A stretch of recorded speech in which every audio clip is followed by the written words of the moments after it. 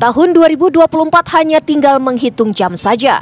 Selama 1 tahun terakhir ini, masyarakat Indonesia mengalami berbagai dinamika dalam kehidupan bernegara.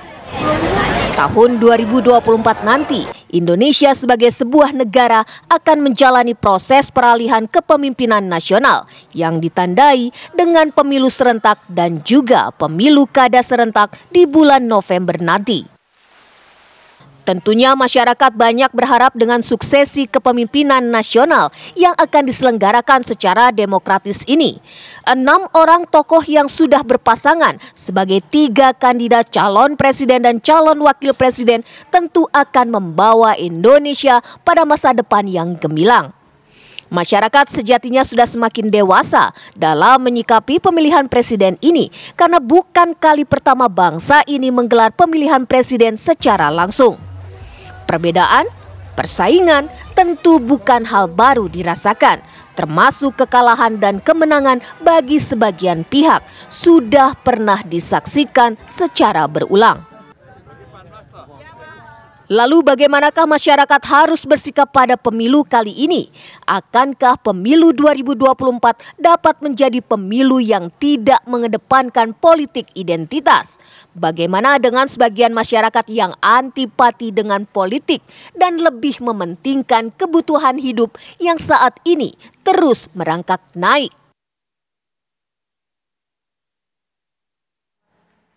Lebih kurang 1,5 bulan lagi kita akan melakukan pesta demokrasi pemilu 2024. Kita akan memilih siapakah capres dan juga cawapres yang akan menjadi pilihan kita semua. Tentunya semua juga punya pilihan, semua punya jagoan. Berbicara mengenai hal ini, saya jadi teringat apa yang terjadi pada pemilu 2019 lalu. Tidak kenal rekan, sahabat, teman sekolah, bahkan juga pasangan suami istri. Banyak sekali kita dengarkan cerita di tengah masyarakat, semuanya berantem, semuanya berkelahi, adu pendapat, bahkan hubungannya memanas, persaudaraan menjadi putus. Hanya apa? Hanya karena gara-gara berbeda pandangan politik, kemudian juga berbeda pilihan partai ataupun capres-cawapres. Politik identitas menguat kala itu, mengemuka, dan juga ini bisa memecah belah masyarakat. Harapan kita bersama, kedewasaan masyarakat dalam berpolitik ini juga semakin tumbuh di pemilu 2024. Kami akan ajak Anda pemirsa di penghujung tahun ini, hari terakhir tahun 2023 untuk bisa melihat potret apa yang terjadi, momen-momen penting apa yang terjadi di bidang politik, sosial, ekonomi juga di tanah air, dan juga bagaimana mempersiapkan masyarakat untuk bisa tadi menunjukkan kedewasaannya saat berpartisipasi sebagai pemilih di pemilu 2024. Saya tentu tidak akan sendirian untuk bisa menemani Anda membahas mengenai hal ini. Sudah hadir para narasumber yang sudah bersama saya. Yang pertama tentunya psikiater yaitu Dr. Danardi Sosrosumiharjo yang akan juga memotret bagaimana masyarakat, kesiapan masyarakat dan perilaku masyarakat menghadapi pemilu 2024. Assalamualaikum warahmatullahi wabarakatuh. Selamat malam Dr. Danardi. Selamat malam.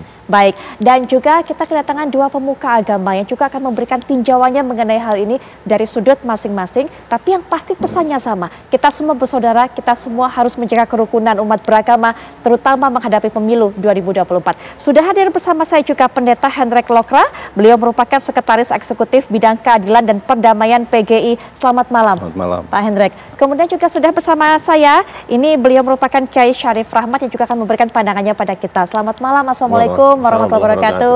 Baik, selain bersama dengan 3 narasumber yang sudah bersama saya di studio, akan bergabung juga melalui daring dan akan memberikan pandangannya nanti sosiolog, tapi juga kita akan tunggu untuk bisa terhubung. Tapi saya ingin dengarkan terlebih dahulu pandangan dari Dr. Danardi.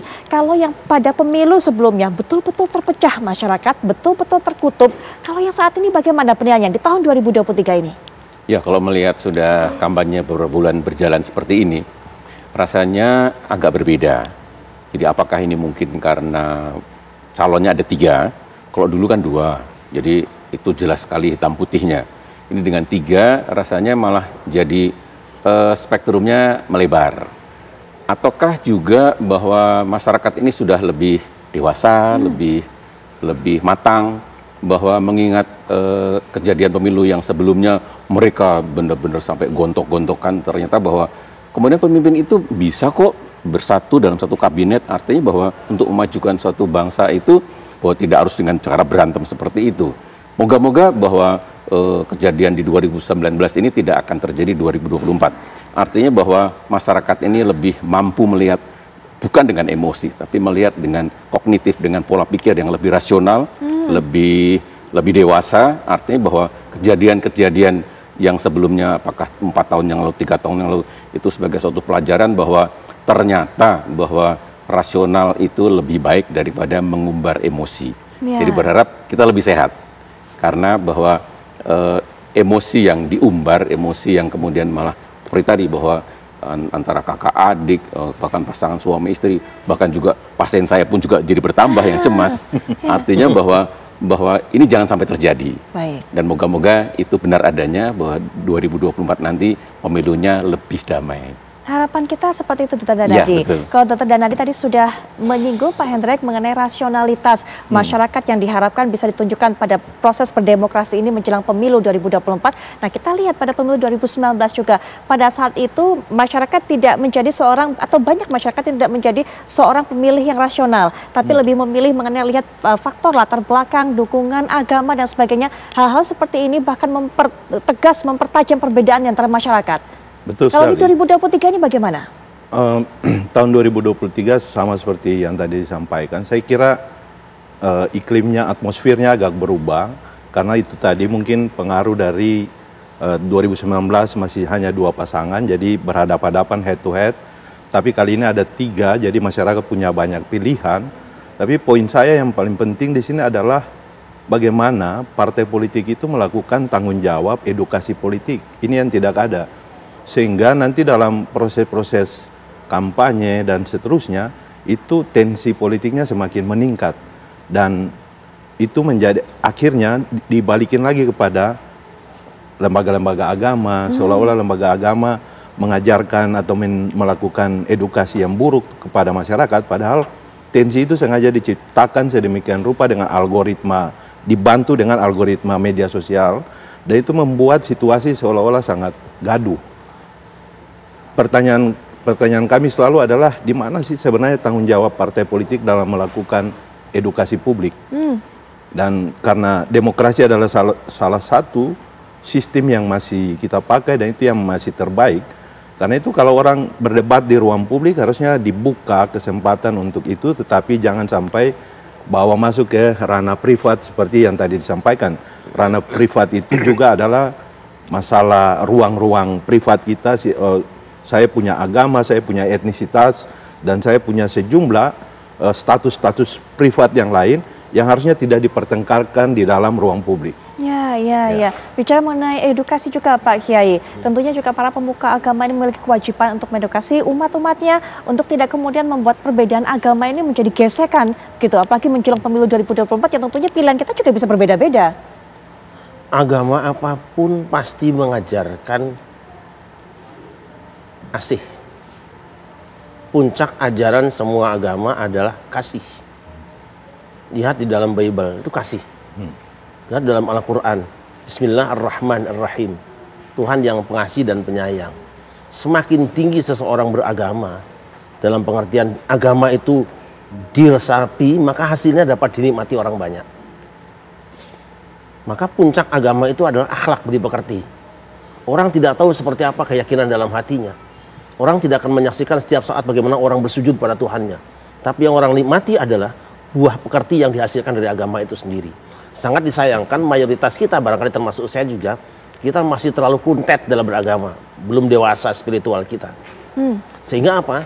Bukan cuma pekertinya, Tuhan saja diajak berkelahi sekarang. Seolah-olah Tuhan itu menjadi petinju yang suruh berkelahi sama kita. Tuhan yang ini diadu dengan Tuhan yang ini. Padahal itu kan cuma penyebutan. Ketika orang sudah sampai pada puncak bahwa yang kita sembah, yang kita puja, yang kita agungkan adalah Dia, mulut tidak akan mengatakan siapa nama Dia, tapi Dia yang kita tunjuk. Dari manapun arahnya, pasti Dia akan berkata, Dia menghendaki aku baik dengan sesama. Tuhan tidak disuruh berkelahi, Dia mengakibatkan kita bertengkar satu dengan yang lainnya. Nah, kedewasaan spiritual ini mungkin yang perlu terus dipupuk oleh para penganut dan pemimpin agama. Kita berharap bahwa para ulama jangan ikut main sepak bola deh kalau bisa. Jangan tanding begitu ya, jangan saling balapan. Kanjuruhan Malang luar cukup pelajaran buat kita. Kanjuruhan Malang, jadilah penonton yang baik. Kalau bukan pemain jangan turun. Kanjuruhan Malang akibatnya. Dan dalam hal ini kami berharap bahwa TNI Polri juga siap. Kalau ada orang yang turun gelanggang yang sebetulnya tidak pantas dia main di situ. kurang indah permainan. Dan kita ingatkan juga masyarakat bahwa pertandingan dalam tanda petik hari ini adalah untuk mencari bibit-bibit PSSI yang bagus. Jangan terhenti kok melihat bahwa ini Persebaya, bahwa ini PSIS, bahwa ini Persib Bandung. Jangan itu. Pertandingan PSIS, Persebaya, dan PSIS Semarang, Persib Bandung itu untuk mencari tim yang solid menghadapi pertandingan tingkat internasional. Jadi hari ini kontestasi kita tentang presiden, tentang DPR, tentang apa saja, itu dalam rangka kita menyiapkan orang yang bisa menjadi imam kita dalam pertandingan Indonesia di kancah internasional. Itu harapan kita. Baik, itu harapan kita bersama. Nah, kita juga akan bicara mengenai kesiapan mental. Kalau tadi kedewasaan para pemilih yang kita harapkan. Tapi juga banyak caleg yang sepertinya masa-masa ini, masa kampanye, masa mempromosikan diri, ini juga menjadi tekanan bagi mereka. Begitu, Dr. Danarti. Karena banyak sekali berita ketika kemudian ada caleg tidak dipilih, gagal gitu menembus baik itu kemudian baik tingkat daerah menjadi DPRD ataupun juga DPR pusat. Jadi stres, rumah sakit jiwa bahkan penuh. Waktu itu seperti itu. Nanti Dr. Danarti juga bisa berikan pandangan mengenai hal ini, termasuk juga para pemuka agama, agar masyarakat juga tidak dalam tekanan, tidak stres melihat ini semua, karena yang pasti saat ini yang kita harapkan berdemonstrasi ataupun juga pesta demokrasi dengan melakukannya riang gembira. Sesaat lagi.